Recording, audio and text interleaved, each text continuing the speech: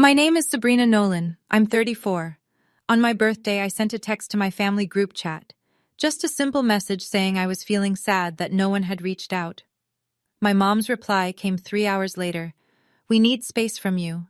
Please don't reach out anymore." My sister liked the message. Thumbs up. That was it. So I blocked them both. And then I did something else. I cut off every single dollar they'd been living on for the past 7 years. See, my family had been collecting monthly checks from a trust fund my grandfather left behind. They treated that money like it fell from the sky. They never once asked who approved it. They never once said thank you, because they never knew, or never cared, that every penny required my signature. The morning after I shut it down, I woke up to 99 missed calls, but by then, it was already too late. Before I get into what happened, please take a moment to hit like and subscribe, but only if you genuinely enjoy this story, and drop a comment letting me know where you're watching from and what time it is right now. Now, let me take you back to March 15th. The morning everything changed. March 15th started like any other Tuesday. Alarm at 6:15. Coffee in the kitchen. The photo of my grandfather on the wall above the stove, smiling in his flannel shirt, the way he always did. I drove to work at the property management office, the same small firm I'd been running since Grandpa Harold passed 7 years ago. 4 rental houses, 2 duplexes, 1 commercial lot. Nothing glamorous. Enough to keep the trust funded and the family comfortable. My phone sat face up on the desk all morning. I kept glancing at it between lease reviews and maintenance calls. No texts, no voicemails, no happy birthday from anyone with the last name Nolan. Around noon, my friend Claire called. "Happy birthday, Brina. 34 looks good on you." I laughed, but it came out thin. Claire was the only one who remembered. She always was. By evening, I'd stopped pretending it didn't sting. I sat in my truck in the driveway for 10 minutes before going inside. The house was quiet. The kitchen was dark. I heated up leftover soup and ate it standing at the counter. At 8:40, I picked up my phone and typed into the family group chat, the one with Mom and Megan and me, the one that had been silent since Megan posted a photo of her engagement ring 3 days earlier and Mom flooded it with heart emojis. I typed, "Hey, I know everyone's busy, but it's my birthday today, and I'm feeling a little down that no one reached out." I hit send. The message went through. 2 blue check marks appeared almost immediately. Both of them had read it. Then nothing. Not a word. I watched the screen until it went dark. At 10:14 that night, my phone finally buzzed. I grabbed it off the nightstand so fast I nearly knocked over my water glass. Mom's name lit up the screen. I opened the message. "Sabrina, we've been meaning to tell you this. We need space from you. Please don't reach out anymore." I read it once, then again, then a third time, slower, like the words might rearrange themselves into something that made sense. Underneath her message, a small notification. Megan liked this message. A tiny thumbs-up icon, right below the sentence that told me to disappear. I sat on the edge of my bed, phone in both hands. I didn't cry. I didn't throw anything. I just felt this strange numbness, like someone had pulled a plug somewhere inside my chest, and everything drained out at once. I scrolled up through the group chat. 3 days ago, Megan had posted a photo of her new engagement ring. Princess cut, the one Derek spent 4 months researching. Mom had responded within minutes. "My baby girl!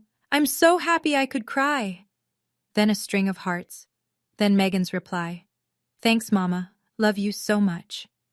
67 messages in that thread about Megan's ring, plans for the engagement party, venue ideas, color schemes, guest lists. And then my message, sitting at the bottom like a pebble dropped into a well. "It's my birthday today," followed by my mother telling me to go away. I kept staring at that thumbs up. Megan didn't even bother typing a response. She just pressed a button, one tap to endorse my erasure. I set the phone face down on the nightstand and lay in the dark, staring at the ceiling, listening to nothing. I didn't sleep that night. Not really. I drifted in and out of something shallow, waking every hour with the same weight pressing on my ribs. By 5 a.m., I gave up and went to the kitchen. The photo of Grandpa Harold was the first thing I saw, him standing in front of the Riverside Grill the day he signed the lease on his first rental property. 31 years old in that picture, younger than me now. He was the one who taught me how to read a lease agreement, how to balance a trust ledger, how to shake a contractor's hand and look them in the eye. And when he got sick, pancreatic, stage 4, the kind that doesn't negotiate, he sat me down at the same kitchen table and said, "I'm putting you in charge, Brina. Take care of them, but take care of yourself first." 7 years. I'd honored the first half of that sentence every single month. 4,500 to Mom, 3,200 to Megan. Mortgage payments, car notes, insurance premiums, spending money, all approved by me, all signed by me, every month, like clockwork. The second half, take care of yourself first, I'd buried under a pile of hope that one day they'd see what I was doing, that one day they'd turn around and say thank you. My phone rang at 6. Claire. She could hear it in my voice before I said a word. I told her what happened. The message, the thumbs up, the silence. Claire was quiet for a long time. Then she said, "Brina, you've been funding their lives. They just told you to disappear. Do you hear how insane that is?" I did hear it. For the first time in 7 years, I heard it clearly. I hung up, opened my laptop, and pulled up the trust management portal. The first thing I did was block them. Both numbers. No dramatic goodbye message. No explanation. I just opened my contacts, tapped the names, and pressed block. It took 4 seconds total. The second thing took a little longer. I called Ray Whitfield at 8 sharp. Ray was my grandfather's oldest friend, an estate attorney who'd helped draft the trust 20 years ago. He'd been my advisor ever since Grandpa passed. "Ray, I have a question. If I pause all discretionary distributions from the trust, am I within my rights?" He didn't hesitate. 100%. The trust document gives you sole discretion over those payments. That's the whole point of a discretionary trust, Sabrina. You're not obligated to distribute a single dollar beyond what the document mandates. And the document mandates? Nothing, for discretionary beneficiaries. Your grandfather structured it that way on purpose. The distributions your mother and sister receive are entirely at your approval. I logged into the trust management portal. 2 recurring payments stared back at me. $4,500 to Linda Nolan, $3,200 to Megan Nolan. Both set to process on the 1st of every month. Both had been running uninterrupted for 84 consecutive months. I clicked suspend on the first one. A confirmation box appeared. I clicked yes. Then the second one. Same box. Same click. $7,700 a month. Gone. Just like that. The money was still in the trust, still technically accessible to the family under the right conditions. But nobody could touch it without my signature. And I wasn't signing anything. I closed the laptop and poured another cup of coffee. My hands weren't shaking. My chest didn't hurt anymore. For the first time in years, the kitchen felt quiet in a good way. 48 hours passed. I went to work. I filed paperwork. I ate lunch alone at my desk and drove home in silence. My phone didn't ring because the only people trying to reach me were blocked. I found out later, through Ray, how it unfolded on their end. Linda noticed first. The first of the month came and went, and her checking account didn't get its usual deposit. She called the bank. The bank told her the incoming transfer from the Nolan Family Trust had been suspended. She asked them to reverse it, push it through, do something. They told her they couldn't. The account required trustee authorization for every distribution. So she called Ray. "Where's my money, Ray? The trust payment didn't come through." Ray kept it professional. He had to. Attorney-client privilege meant he couldn't disclose my decisions, but he could state facts. "All discretionary distributions require the trustee's written approval, Linda. That's always been the case." "But it's always been automatic." "It was never automatic. Someone approved it every single month." Silence on the line. "What do you mean someone approved it? It just comes in." "Linda, I'm not at liberty to discuss the trustee's decisions, but I can tell you that the trust document has always required authorization for every disbursement. Every single one, for the past 7 years. That was the moment it landed. 7 years of monthly deposits, 7 years of mortgage payments and car notes and shopping sprees and spa weekends, all of it flowing from an account that someone had to unlock by hand, month after month. And that someone was the daughter she'd just told to disappear. Here's the thing about cutting someone off. It's not just about the money. It's about what the money was holding together. I knew what would happen if I kept the trust frozen. Mom's mortgage, $2,100 a month, had been covered by the trust since Grandpa died. Without it, she had maybe 6 weeks of savings before the bank started calling. Megan's apartment, her car payment, her credit card minimums, all subsidized. Without the trust, she'd be underwater by the end of April. And Megan's engagement party, booked 3 months ago at the Riverside Grill under the trust account, was 3 weeks out. The venue expected a final payment of $6,200. Nobody had put a personal card down. Nobody had a backup plan, because nobody ever imagined the money would stop. I sat with that for a while. The weight of it. I'm not going to pretend I didn't feel it. These were my people. My mother, my sister. However broken things were between us, I'd spent 7 years trying to hold this family together with the only tool I had. And part of me, the part that still remembered being 12 years old and wanting Mom to say she was proud of me, that part whispered, "Just turn it back on, just let it go." They didn't mean it, but they did mean it. "We've been meaning to tell you this." Those were her exact words. This wasn't a bad night or a burst of anger. They'd planned it. They'd discussed it without me. And then they'd waited until my birthday to deliver the message. Claire said it best when I called her that evening. "You're not choosing between money and family.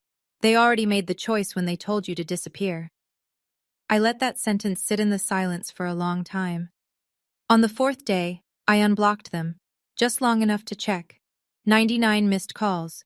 I stopped counting after that because the notification just said 99 plus and wouldn't go any higher. Linda, Megan, Derek, even Aunt Patty, Mom's younger sister, who I hadn't spoken to since Thanksgiving. I opened the voicemail folder. Linda's messages came in waves, each one a different version of the same woman. The first few were confused. "Sabrina, call me back. Something's wrong with the bank." Then concerned. "Honey, I think there's been a mistake with Daddy's trust." Then the mask slipped. "I didn't mean what I said, okay? I was having a bad week. Can we just talk?" And then, by message number 11. "You can't do this to your own mother, Sabrina. This is my money. Your grandfather left it for this family, not just for you." Megan's messages were shorter, more direct. "Sabrina, this isn't funny. My engagement party is in 3 weeks. I need the venue deposit cleared." Then, 2 hours later. "Seriously, call me back. This is about my future." I scrolled through every text, every voicemail, every missed call timestamp. Not one of them said happy birthday. Not one of them apologized for the message. Not one of them asked how I was doing or acknowledged that they'd told me to stop existing in their lives 4 days ago. Every single message was about money. Where's the deposit? When's the payment? Fix the trust. Call the bank. This is about Megan's party. This is about Mom's mortgage. I was the emergency contact for their wallets. Nothing more. I blocked them again, set my phone on the counter, and went to bed at 8:30. Slept better than I had all week. 99 missed calls and not a single one started with, "I'm sorry." I want to ask you something. If someone in your family told you to stop reaching out, then blew up your phone when the money stopped, would you answer? Drop a 1 in the comments if you'd pick up. Drop a 2 if you'd let it ring. I'll tell you what I did. Right after this. 6 days after the birthday text, my doorbell rang at 7 in the morning. I was still in pajamas, coffee in hand. I looked through the peephole and saw my mother standing on the porch in a blouse I recognized. The one she'd bought last fall with trust money. Her arms were crossed, her jaw was set.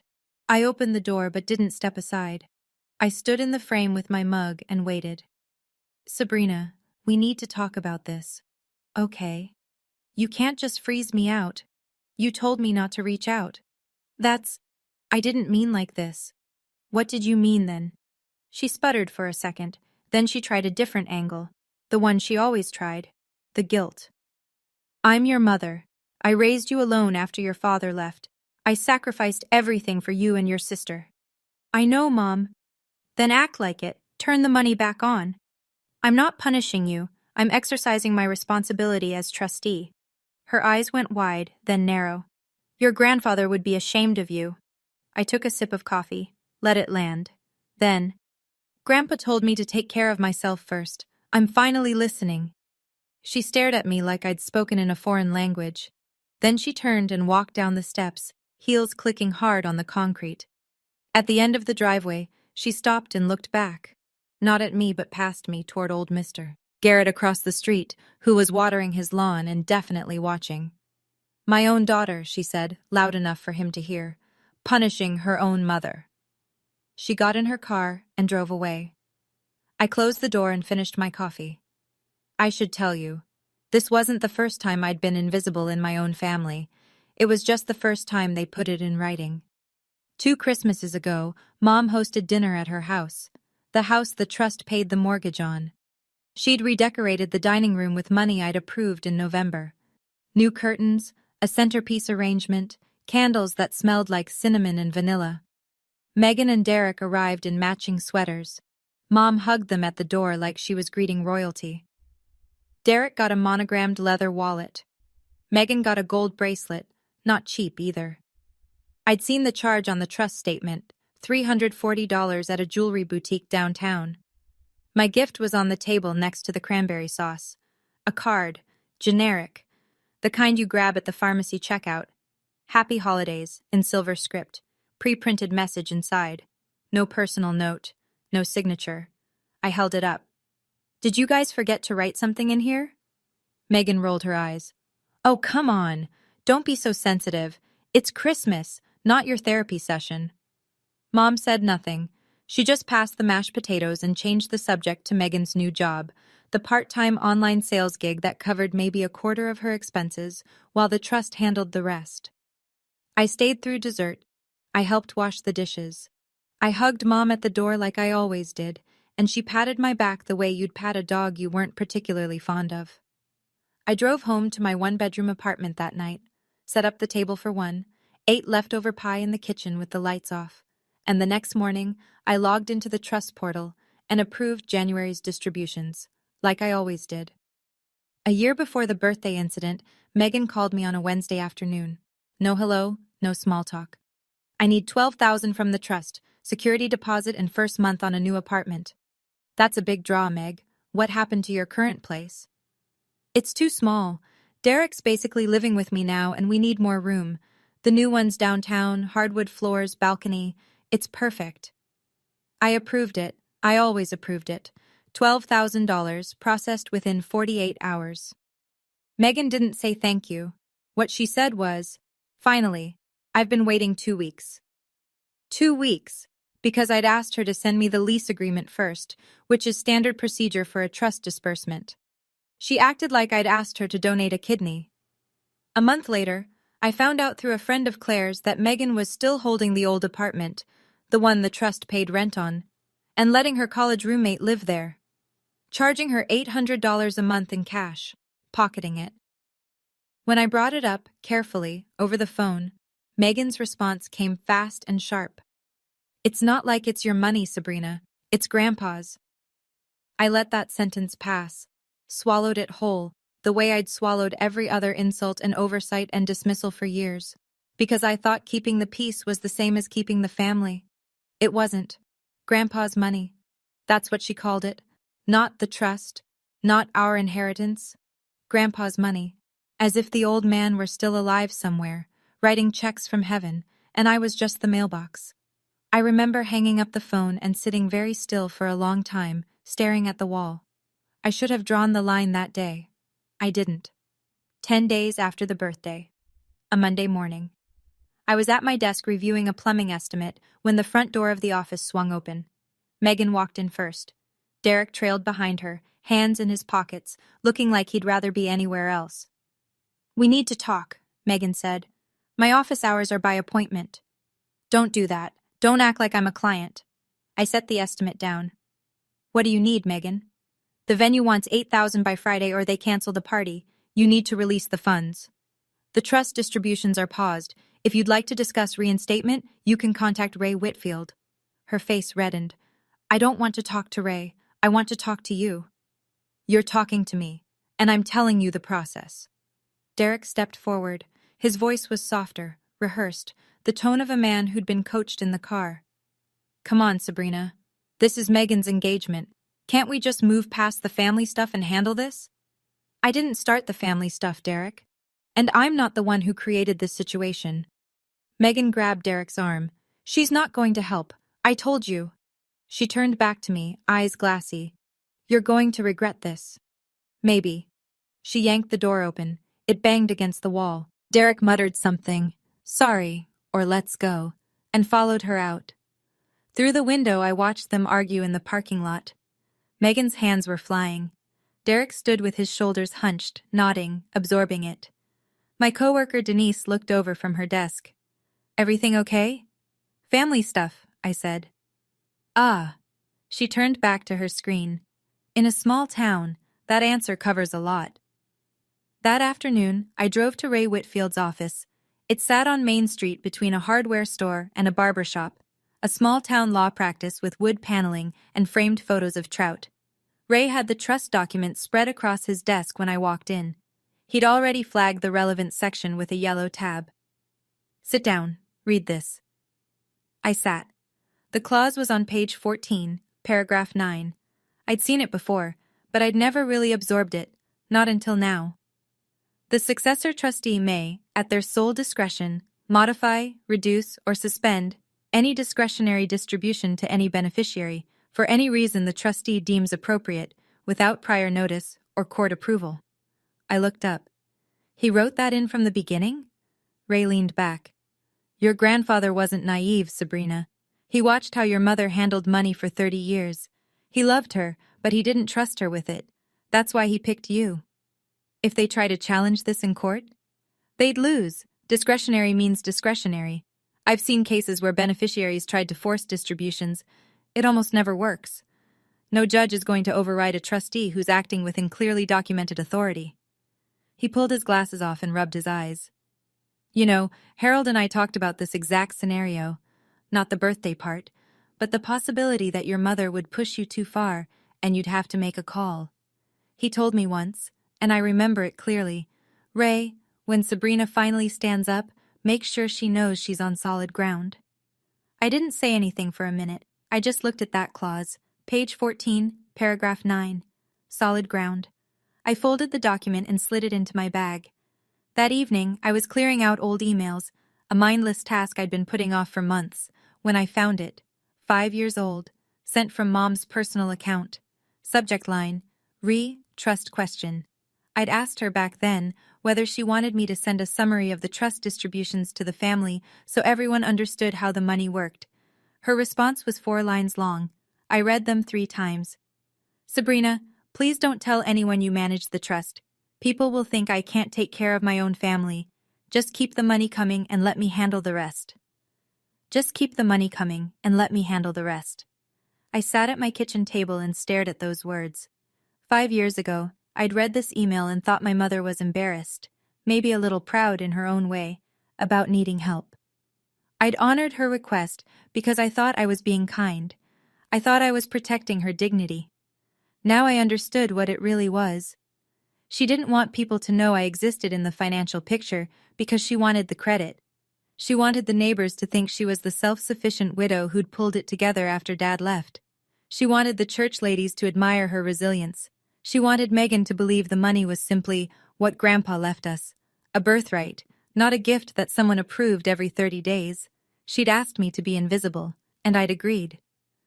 I forwarded the email to my own backup account and saved a screenshot to a folder on my desktop.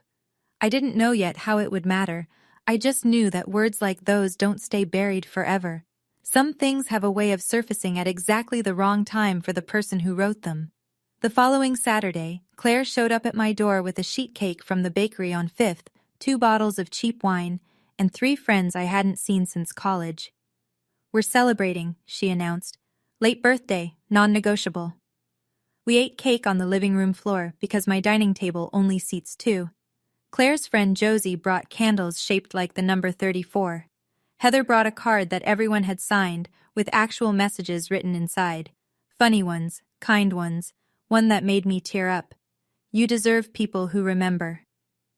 Claire's gift was in a brown paper bag. I opened it and went still. It was a framed photograph, the one I thought I'd lost years ago. Grandpa Harold and me, standing in front of the Riverside Grill when I was 9. He's got his hand on my shoulder. I'm holding a fishing rod that's taller than I am, grinning like I just caught the whole ocean. Where did you find this? Your grandpa gave me a copy, years ago. He told me to hang on to it, said you'd need it someday. I cried. For the first time since the birthday text, I actually cried. Not from sadness, but from something warmer. The feeling of being known by people who chose to know me. Claire raised her glass. This is what family looks like, Brina. People who show up. We toasted to that. 5 women on the floor of a 1-bedroom apartment, eating grocery store cake, laughing about nothing important. That same night, Megan posted an Instagram story, a mirror selfie in a white dress, trying on outfits for her engagement party. The caption read, 3 weeks to go, so blessed. She didn't know the venue hadn't been paid, or maybe she did, and the performance mattered more. I first noticed it at the grocery store.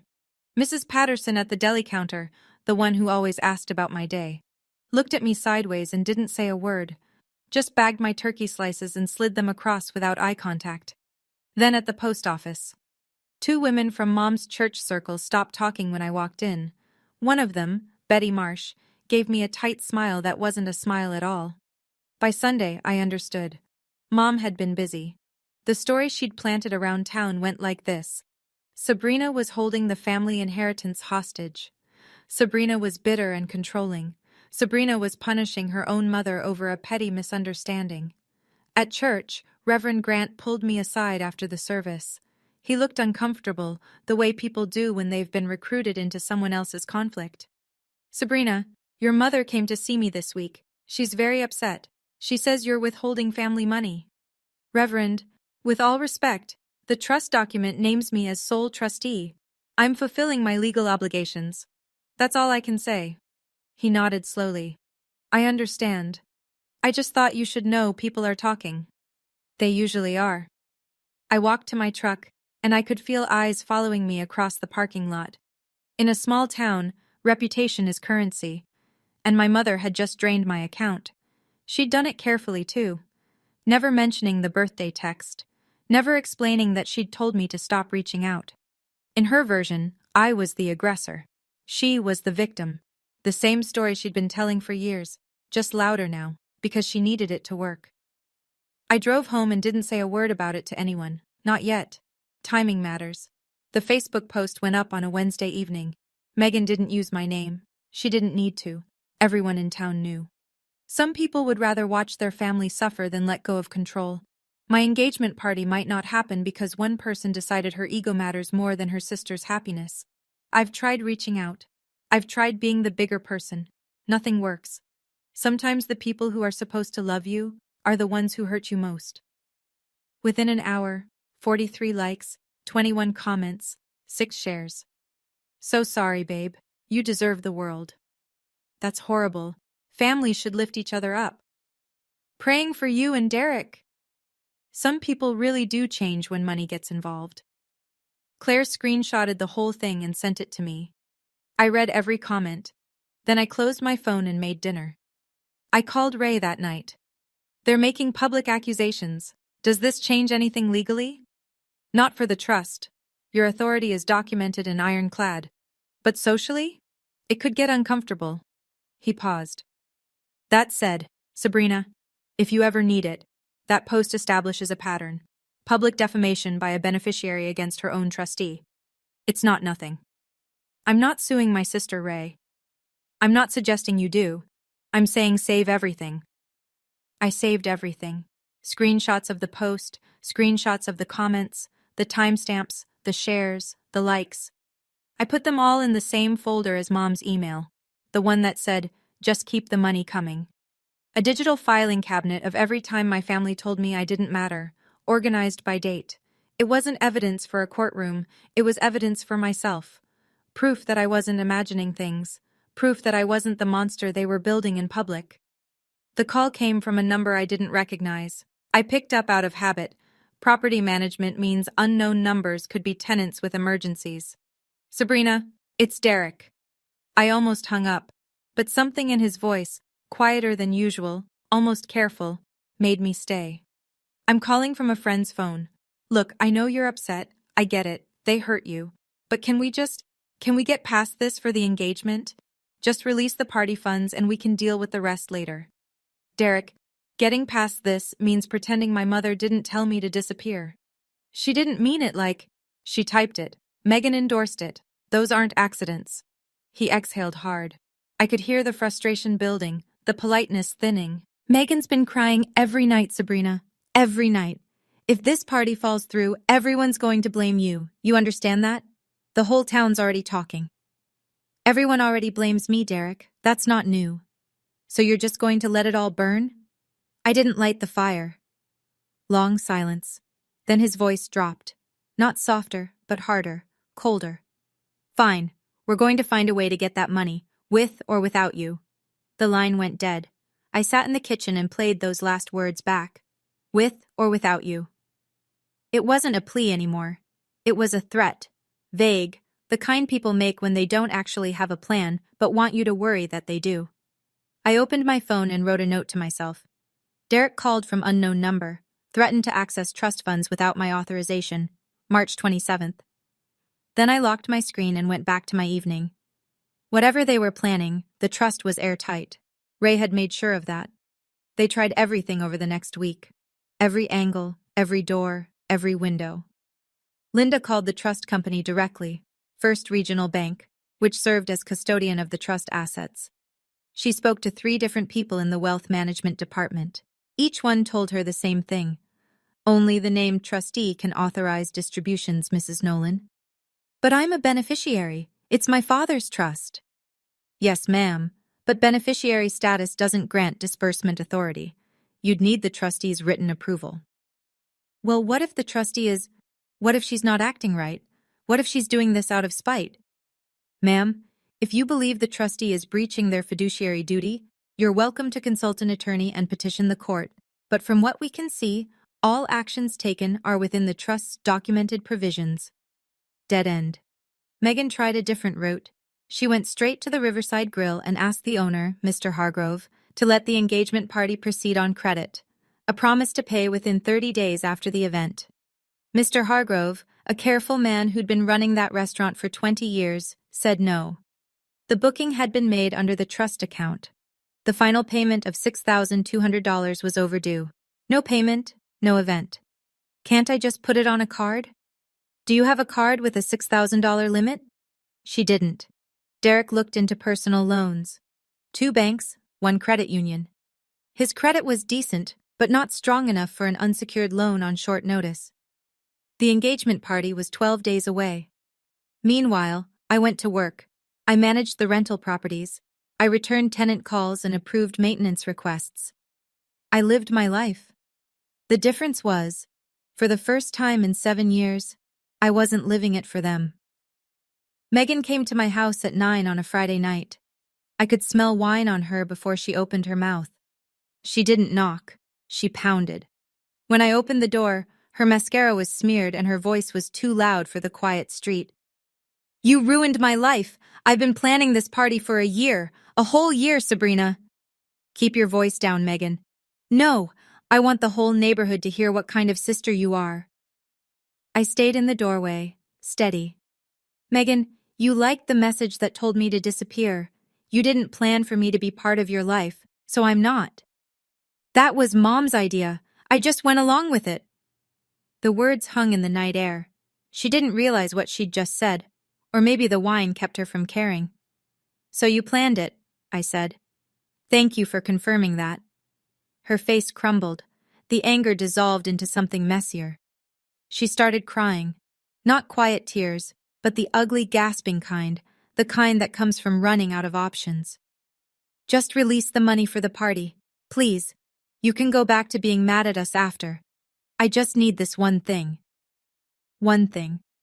After 7 years of everything, after 84 months of silent signatures and thankless deposits and Christmas cards without names.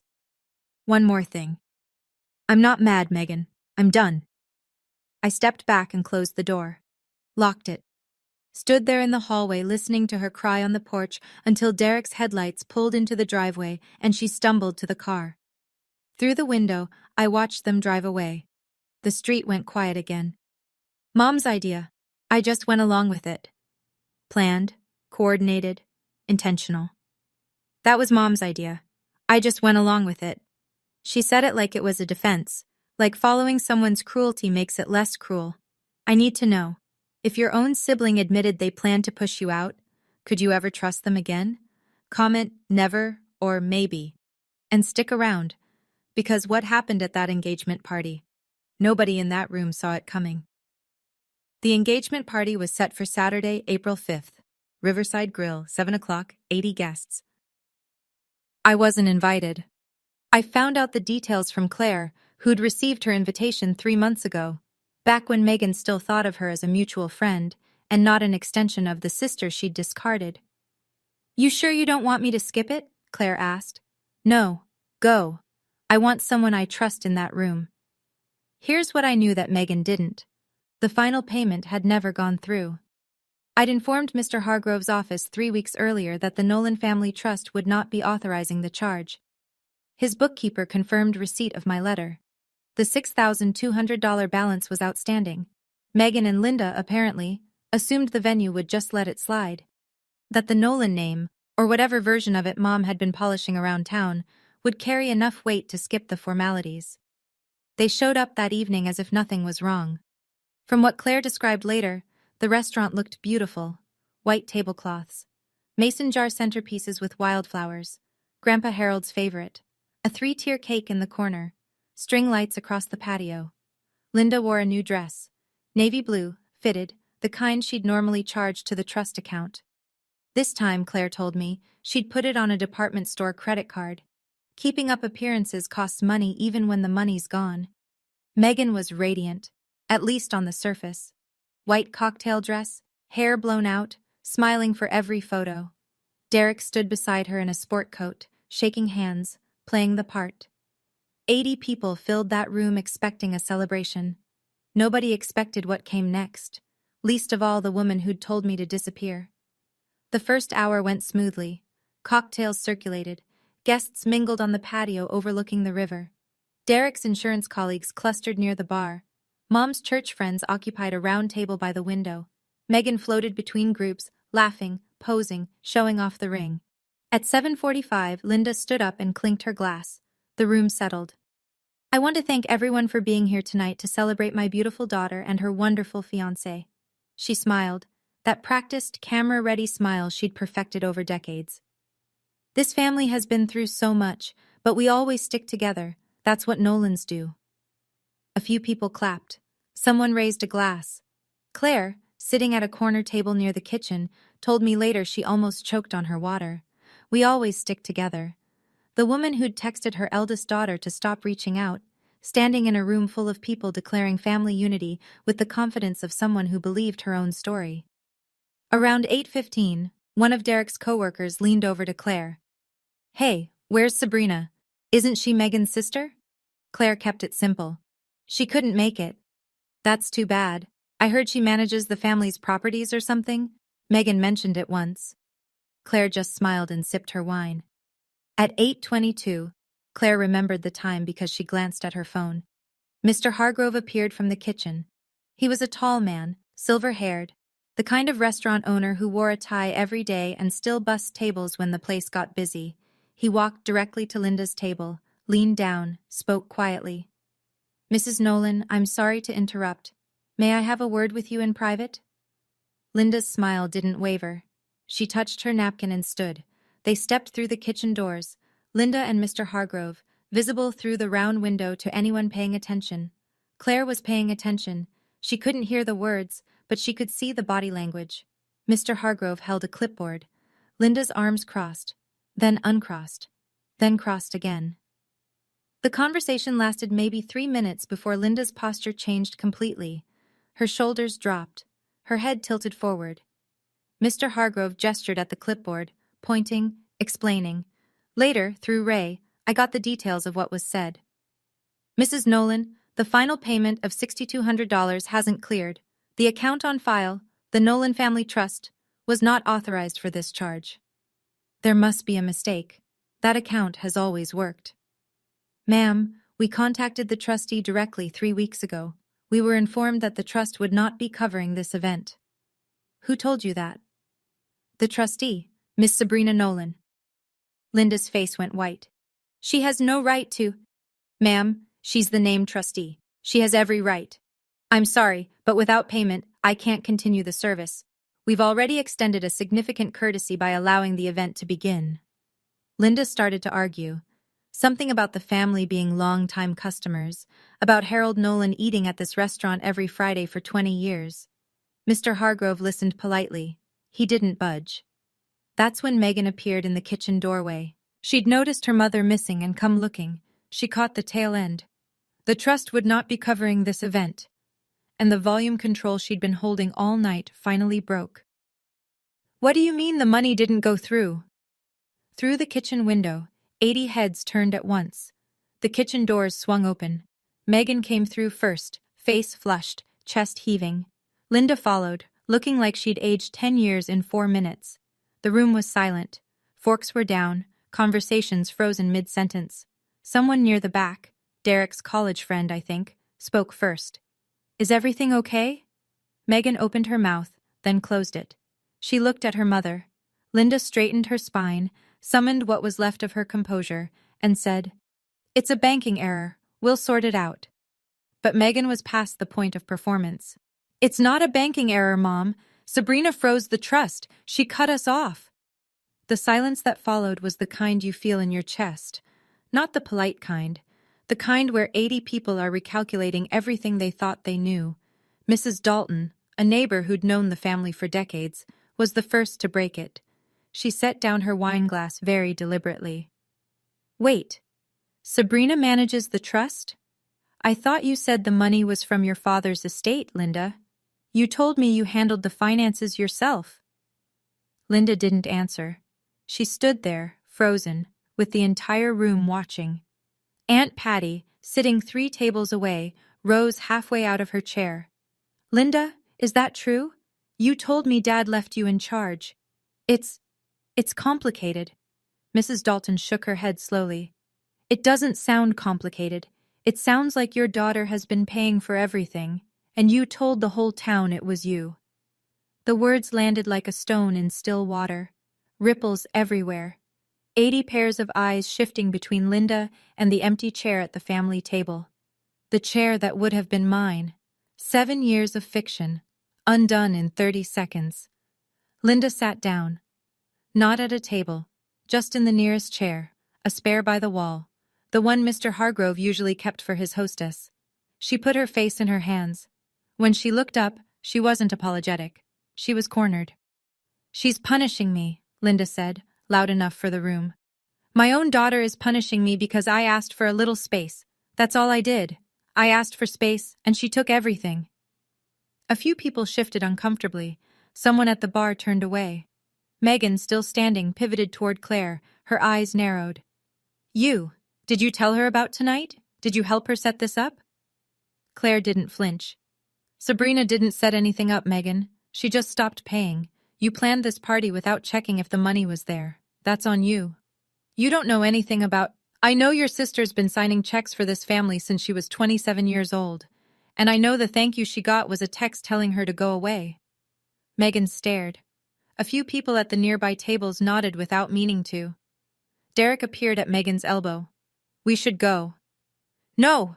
Everyone needs to know my sister is a monster. But the room wasn't with her anymore. You could see it in the turned heads, the lowered eyes, the quiet gathering of purses and jackets. Mr. Hargrove's staff began clearing the buffet trays, half the food untouched. One by one, guests started leaving. Handshakes with Derek, quick hugs, whispered good lucks, that meant something different than they had an hour ago. Linda sat in her chair by the wall, watching the room empty. Someone call Sabrina, she said. Tell her to fix this. Nobody picked up a phone. Claire called me at 9:30 that night. I was on my couch with a book and a cup of tea, chamomile, the kind Grandpa always drank. She told me everything, the kitchen, the announcement, Mrs. Dalton's question, Aunt Patty's face, Megan's outburst, the slow, awful emptying of the room. I listened without interrupting. I didn't want it to happen that way, I said when she finished. I know, but it happened because they built a house of cards with your money and your silence. You took back the silence. The house fell on its own. That night I couldn't sleep again. But this time it wasn't from grief. It was from clarity. The kind that keeps you awake because your mind is finally working instead of hiding. Monday morning, I was at Ray's office by 8. I want to restructure the distributions, I told him. Not eliminate them, restructure. He nodded. What are you thinking? $1,200 a month to each beneficiary. Directly tied to documented expenses, rent, utilities, groceries. Receipts required for every disbursement. No lump sums, no discretionary spending, no more blank checks. Ray wrote it up that afternoon. Certified letters went out to both Linda and Megan via registered mail. I also did one more thing. I opened my email, found the message Linda had sent me 5 years ago. Just keep the money coming and let me handle the rest. And forwarded it to her current address. I added one line underneath. You handled it. Here's the result. I didn't CC anyone. I didn't post it publicly. This wasn't about humiliation. It was about making sure she understood, in writing, that I remembered every word, and that every word had weight. The certified letters arrived on a Tuesday. I know because Ray's office got the return receipts. Linda signed for hers at 9:07 a.m. Megan signed at 11:15. Linda called Ray within the hour. Her voice, he told me later, oscillated between fury and panic. You can't do this. I'll sue. I'll take her to court. You're welcome to consult your own attorney, Linda. But I'll tell you what any estate lawyer in this state will say. A trustee acting within documented discretion is nearly impossible to challenge. The trust gives Sabrina full authority over distribution amounts, schedules, and conditions. She's not required to give you a dime. A dime? She dropped me to $1,200 a month. I can't live on that. Then I'd suggest adjusting your budget, or finding supplemental income. The line went quiet. Then, Harold never would have wanted this. Harold wrote the document that allows it. He chose Sabrina specifically because he trusted her judgment. She hung up. Megan's reaction came through Derek, who texted Ray's office, politely, to his credit, asking if the decision could be reconsidered. Ray responded with a 1-paragraph letter reiterating the trustee's authority and suggesting Megan consult independent counsel if she wished to explore her options. Within 2 weeks, the financial reality set in. Megan couldn't cover her downtown apartment at $1,800 a month on $1,200 from the trust and her part-time income. She moved back in with Linda.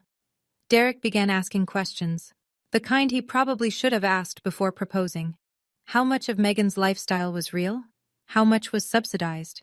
When she said we can afford it, who was we? He postponed the wedding.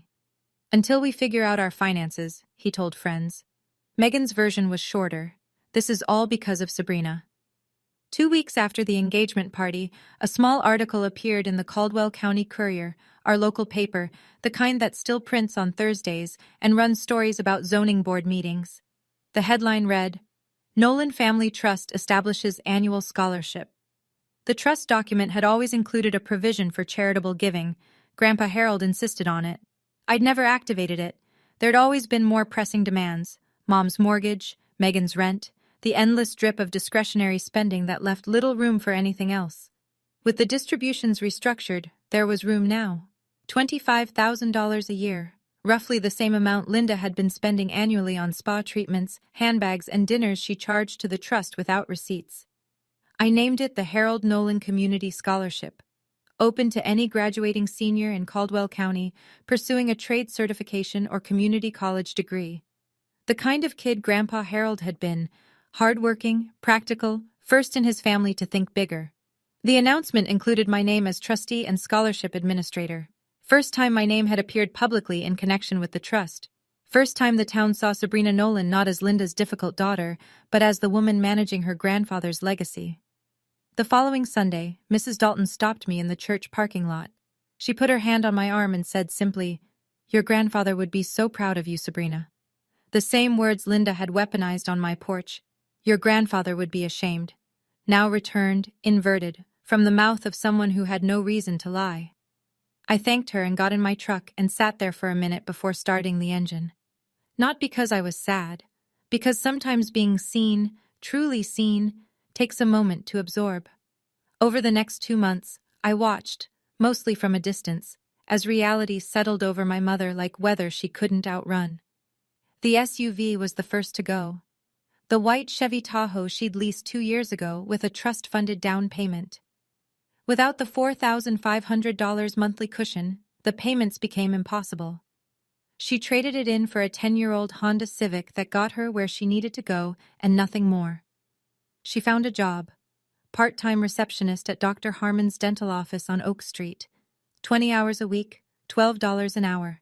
It was the first paid work she'd done in over a decade, and from what I heard through Aunt Patty, the adjustment was hard. She came home exhausted. She complained about her feet, her back, the indignity of answering phones. But she did it, I'll give her that. She showed up. The social landscape shifted more slowly. At church, people were polite but measured. Nobody mentioned the engagement party directly. Small towns have manners about that sort of thing, but the dynamic had changed. Linda's opinion carried less weight now. Her recommendations, her judgments about other people's lives, her carefully curated image of the strong single mother, all of it had a crack running through it. One evening, a letter arrived at my apartment. Handwritten, Mom's stationery, the lavender kind with her initials embossed at the top. Sabrina, I'm sorry for how things went. But you didn't have to humiliate me in front of everyone. I'm trying. That should count for something. I read it twice, folded it, put it in the kitchen drawer. She apologized for the humiliation, not for the birthday, not for the text, not for 7 years of making me invisible. She was sorry about the audience, not the action. Megan's situation was harder to watch, even for someone who'd been on the receiving end of her cruelty. The downtown apartment was gone within a month. She moved back into Mom's spare bedroom, the room that used to be mine, actually, before I left at 18.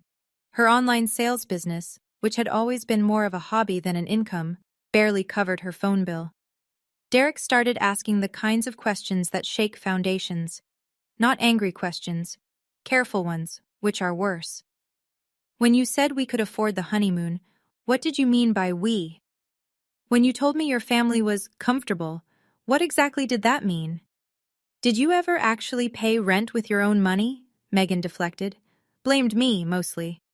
This is all Sabrina's doing. She's controlling and vindictive, and she's trying to ruin my life because she's jealous. Derek listened. And then, according to Aunt Patty, who'd become my quiet conduit to the family weather report, he said something that stopped Megan cold. I didn't know you couldn't afford your own rent, Megan. That's not about Sabrina. That's about honesty. The wedding stayed postponed. Derek didn't break things off. Not formally. But the energy shifted. He started spending more time at his own place. Fewer joint Instagram posts. No more ring photos. Megan deleted the Facebook post about me. The one calling me controlling. The one with 43 likes and 21 comments. But in a small town, screenshots travel faster than apologies. Half of Derek's coworkers had already seen it. His mother had seen it. The narrative Megan had built, the capable young woman planning her dream wedding, turned out to be as unsupported as the trust payments that had propped it up. Aunt Patty called me on a Sunday morning in late May. No preamble. Can I come over? I'll bring muffins. She showed up with blueberry muffins from the bakery and 2 coffees. We sat on the porch steps. The morning was warm and the street was quiet, and for a few minutes we just ate and didn't talk. Then she said it. I didn't know, Sabrina. I didn't know you'd been carrying all of us. I wasn't carrying you, Aunt Patty. You never took a cent from the trust. I know, but I knew something was off and I never asked. That's on me. She picked at her muffin. Your mother has always been like this. Did you know she pulled the same thing with me? Years ago, when your grandfather first started doing well. She told people the rental income was a family business she helped manage. I was the one who painted those apartments, Sabrina. Every unit. She never lifted a brush. Why didn't you say anything? Because she's my sister, and I stopped fighting with her 20 years ago. Decided it was easier to just let it go and keep my distance. She looked at me sideways. I should have told you sooner. I should have warned you that this is what she does. She uses people and then rewrites the story so she's the hero. You're telling me now. That matters. She nodded, sipped her coffee. Come over for dinner next Saturday? Just us. I'm making Grandpa's pot roast recipe. The one with the onion gravy. I smiled. The first real one in weeks. I'd like that. She squeezed my hand once before she left, firm and brief and real. Leaving a toxic family doesn't mean losing every branch.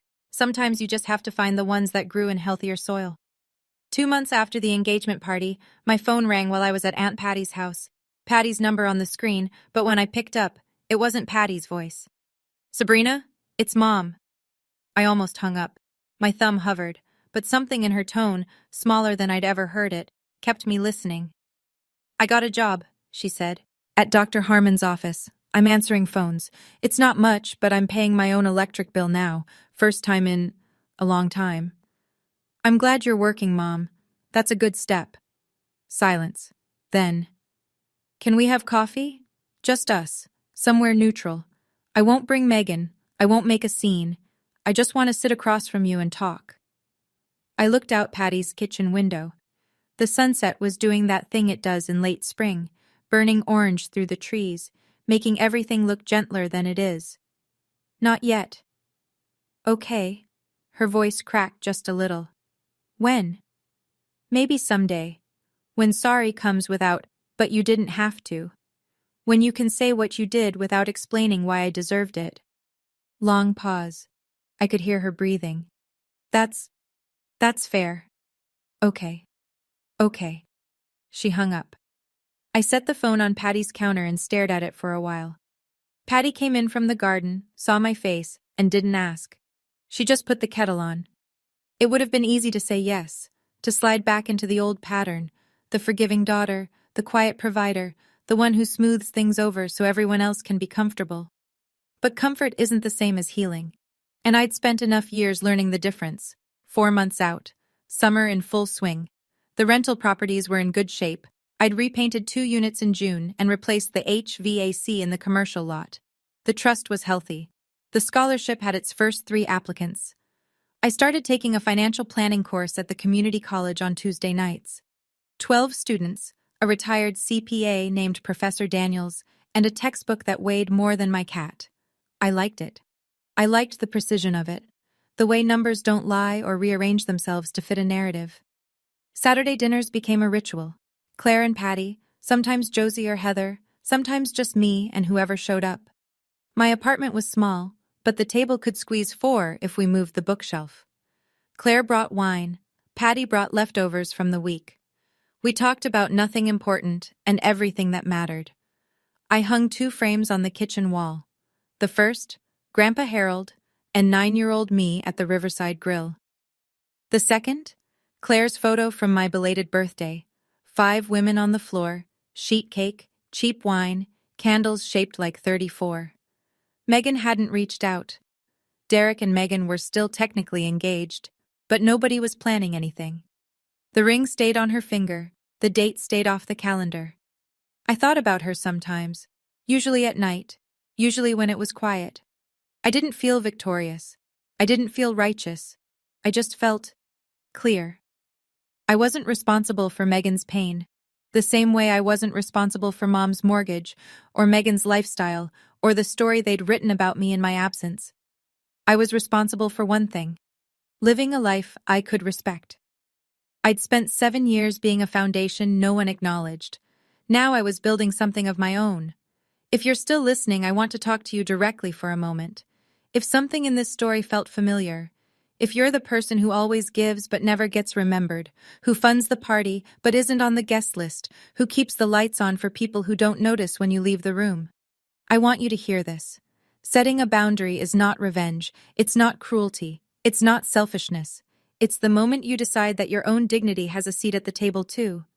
My mother thought space was a lever she could pull to keep me in line. She figured I'd panic, come crawling back, beg to be let in again. She didn't realize that I'd been the one holding the structure together. When I stepped away, the house didn't fall because I knocked it down. It fell because I was the only thing keeping it standing. I don't hate my family. That's important. Hate takes energy I'd rather spend elsewhere. I just love myself enough now to stop paying for people who can't be bothered to remember my birthday. Here's what I've learned. When someone tells you they need space from you, believe them. Give them every inch of it. And then pay attention to what happens when they realize what they actually lost. It's never about the money. It was never about the trust or the distributions or the venue deposit. It was about being seen, about mattering, about the difference between being needed and being valued. I was needed for 7 years, needed for my signature, my silence, my compliance. But I was never valued, not until I forced them to look at the space I used to fill. Don't wait 7 years. That's my only advice. Don't wait as long as I did. It was a Thursday night in November, 8 months after my birthday, when my phone buzzed on the kitchen counter. I was on the porch, wrapped in a blanket, drinking coffee that had gone lukewarm. The kind of evening where the air smells like dried leaves and wood smoke, and the street sounds like it's breathing. I went inside and picked up the phone. Unknown number. A text. Happy birthday, sis. I know it's 8 months late. I'm sorry. For all of it. Megan. I read it standing at the counter, in the same spot where I'd eaten soup alone on March 15th. The kitchen light was on this time, 2 photos on the wall, a pot of coffee still warm on the machine. I didn't reply. Not right then. But I didn't block the number either. I set the phone down, went back to the porch, and pulled the blanket tighter.